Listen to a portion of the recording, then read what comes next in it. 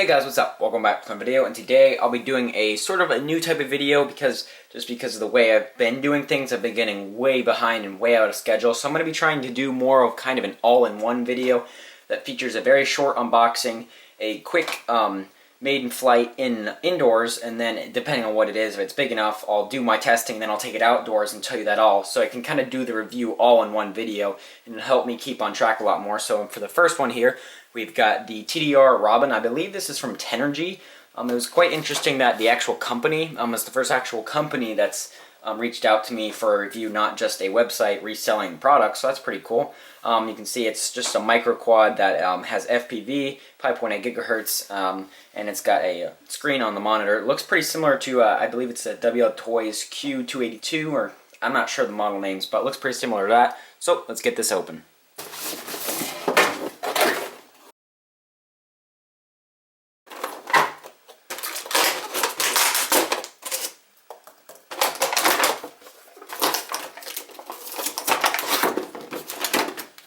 Alright, there everything is out of the box, so now let's take a look at what you get. It came with these two little foam protectors over the transmitter sticks. That's nice, so they won't get damaged in shipping. We've got a little manual here. I believe they're, what's interesting, whoa, look at this, it shows an airplane. That's funny. But I believe this should be a well-translated manual. It comes with a USB charger with a JST plug here, which will be for the battery, and then we've got another charger which will be with a little barrel connector, which will be for the screen, I'm assuming. We've got a separate little black battery here, blue, with a JST on it. It's a 1S 500 milliamp hour, and I believe this is for the transmitter. Spare props, 2 red, 2 black, so a full set there. Little USB charger, 1 port, so the battery here, it just plugs in. It's proprietary, unfortunately. We've got a USB converter stick to plug in for the micro SD card. And we've got a 4 gigabyte micro SD card that is included, as you can see there. So that'll give you lots of video space on your card. And then we just got this little fold-up sunshade for the monitor here, so you can use it in the sunlight. Alright, here's the controller, which you can see here. Got the LCD up top. Pretty large style controller. It's interesting. It fits the hands well. It's pretty big, but it's not bulky. Sticks are nice and long for a pincher or a thumb flyer, depending on what you are. And yeah, they're pretty smooth gimbals. They're not terrible, but pretty acceptable on a size, a quad this cheap in this size. And we've got 2 shoulder buttons up top, and in the back, looks like, yeah, this battery here, it just goes in here. I guess it's just gonna flop around. That's interesting why they would do that, but yeah, you don't need AA's for it. And on the front, you just have your on-off switch and your 4 trims, and both sticks click, so it probably has a lot of features in it. And here's the battery, the main flight battery. It comes in this little case, so it is proprietary. Unfortunately, it looks like it uses the 1.25 micro JST connector, I believe, but it is keyed, so you shouldn't be able to plug it in backwards, but make sure you do check it before you plug it in, because it looks like it goes in that way. Yeah, and then there's some lights. Looks like we have a red light up front here. Well, it just went off for recording, it shows. And then we've got 2 reds in the back. Unfortunate that there's not more LEDs, because those kind of suck. Actually, they're really not great LEDs at all, but yeah, they're there. And then we've got our little FPV antenna coming out the back here. Not good to see it bent at that sharp of an angle. It may cause some video loss, but it'll be alright, I think. And we got 4 little rubber landing feet, which are quite long, give it a very bouncy landing, as you can see there. That's pretty nice, and very good sticky landing, so it won't roll off of things. It's interesting, and I can't tell how big this battery is because the case covers it, but it looks like it might be a 280 milliamp hour 1S from this size, I'd say. So yeah, that was the quick unboxing part. Hopefully that took a lot shorter than normal. There's not really that much you need to know in the unboxing. You already know what you're going to get. So now let's go for the indoor flight, and then I'll do some more testing, and I'll give you my final thoughts after the outdoor flight. Let's get to that. Alright, here we are for the indoor flight of the TDR Robin. So let me go over real quick. I mentioned that this little cable here, this charging cable, was for the screen, but the screen's built in the controller. You don't need that. I was wrong. It actually just plugs into the charger here. Then the battery just goes into this end. As well as I said, this would just flop around in the back, this battery. But it actually just plugs in like this, and you put it like this, and you squeeze it down. There's a little piece of plastic that bends, and you can see it's very well in there.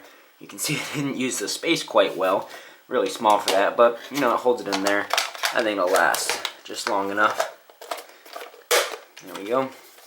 And then the screen just goes like this. It just clips on with 2 clips on the outside there. And then just pops open like that. So there we go. You can see we have static, not blue screen. And then a little battery goes in here. So I did do a flight to test with some charging to figure out all the buttons. So you turn on the quad like that, and then you turn on the remote, and you just let it sit there for a while. You can see we now have throttle there. And we do have a green LED, which means the card. You can see we have here, so let's go over the buttons. So the right stick, if you click it in, that enters headless mode. You can hear it beeping as well as it blinks. If we click in the left stick, I can't because it'll activate throttle. It'll do return to home, but that just gives back. It just pulls it back. So if it's not facing you, and it'll just pull back. So that's a worthless feature. So I wouldn't recommend using either of those. Up here on the left, if you click the left side of the bumper, you can see it starts a video here. It's recording now. And if you click the right side, you can see it goes into picture mode. And so if you keep clicking that, it'll show you the pictures. So then you go back to left, and then it'll start another video there. So left is picture, or left is video, right is pictures. And up here on the left of this button, well, you can hear 1, 2, and 3 beeps. That's your rates. So 1, 2, and 3. The yaw does not change. The pitch does. Pretty good rates. And then on the right, you have your flip mode. So you give it direction, and it'll flip in that direction. So let's take off here. Alright, so this is a fully charged battery, and off the stock USB charger, it took about 35 minutes to fully charge here. You can see the FPV feed, hopefully. The quality doesn't look too bad, actually. The light handling is very poor. It's probably a CMOS camera. But, you know, there's very little lag. There is a little bit, but enough to fly something like this. Here is the full yaw rate. This is full yaw. It does not change in either of the rates, and low, medium, or high. And this is low pitch. Here's medium, and then there's high pitch. You can see it can get quite fast and high. The yaw is a little too slow to do a funnel in this small room. You can see there. It's pretty stable, but I found actually that if you try and trim it to hover, you'll have some problems because like it'll start to go against the trim, and then it'll start to get worse and worse and worse, and then you can't correct, and it'll crash. So I don't know what's up with that. So I wouldn't really recommend using the trim on this one. And also when you crash, I've noticed my props keep flying off. At least the one does, so they're not on there very well, so keep that in mind. You might lose some. See that little antenna out the back. Okay, so let's do some flips here. You see it gives throttle before and after the flip, or just before actually, but very nice, tight, quick flips. Flips very well. There we have that. So put it in high rates and let's just fly it around here. Yaw is a little slow to get something going here. There's a funnel. Whoop. And that just happened. One of my props just fell off in flight, as you can see there. So actually, let me see. Yeah, that's the exact same one that keeps falling off. So I think that might just be a loose prop, and you can see the battery ejected actually. So I'm going to be swapping that prop out for one of the spares that came with it. Alright, here we are back again. I put one of the spare props on, and it was very tight to get on, so I think it was just that specific prop I was having issue with. So let's just take off again. And I don't remember if I mentioned it or not, but I was getting about 35-minute charge times and about a 4.5 minute flight time on this guy. So not very long, but it does have that video transmitter for the FPV feed, so that's sucking some power there. As well, it's quite a beefy frame, but the black and red props, as well as the white and black arms there, definitely help with orientation. So if you're a beginner flyer, they'll definitely help keep you knowing which way is forward, which is orientation. And the red LEDs in the back help a little, and the camera and the green camera LED will help you know the forward spot. So I think that was good enough for indoors, really. not much more to show. So now I'll just land it here. So I have quite a very good impression of this TDR Robin. First off the bat here, it flies very smooth. I like the transmitter, very smooth stick. So now let's take it outside and see just how fast it can go. And yeah, let's finish up the review. Alright, here we are outdoors with the TDR Robin. So let's, first we gotta plug in the battery, I forgot. Put the quad down and we'll turn on the remote. And let it bind up, and I've got the sunshade on because it's pretty bright out right now. So we're all bound up there. So let's just take off. And I'll put it in high rates since I've already demonstrated the lower rates in indoors here so we can see how fast it'll go. Let's just fly it around. There's quite a bit of wind out. Really not a great environment for it to fly in, but you can see it's handling the wind. It's not super fast, but it's got some decent speed to it. The wind's fighting it here. It doesn't seem to like holding its pitch a ton. You can see it's very controllable. I really like how it flies the controller. Very precise with the smooth sticks. Nice and smooth. Really like how this one flies. And it looks pretty nice. There. So let's start a video here. And let's see if I can fly just by FPV.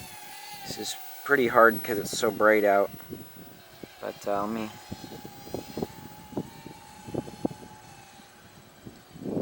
Let's see if I can go towards the trees here. I've still got good signal. Now we're starting to break up. Yeah, I lost the signal now. It looks like I'm losing range almost too. So definitely don't go too far with this one beyond basically visual line of sight. So I'd say the camera's more to line up your shot. So let's just go line of sight. See if we can get a little footage. Pretty cold out, so the battery's probably gonna go soon. So let's stop the video, bring it back down. Let's see if we can do some flips.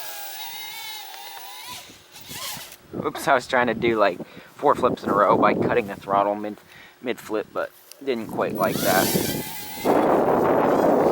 Yeah, I got quite the breeze here. See, it's trying to fight the wind as best as it can.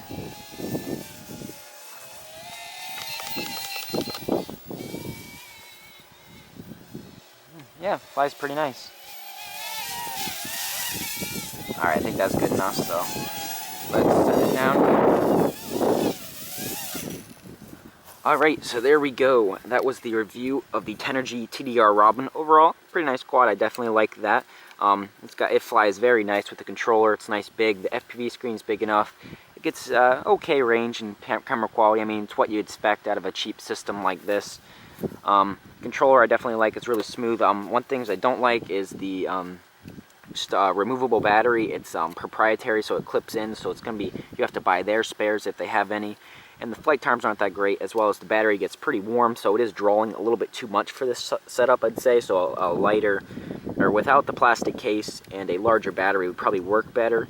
But you know, that's what they went for, and it's nice to just pop it in. It's really convenient. So there we go. That was a review. I'll leave a link down below to check it out from their Amazon link if you want to take a look at buying it. Please subscribe if you want already, and I will see you in the next video.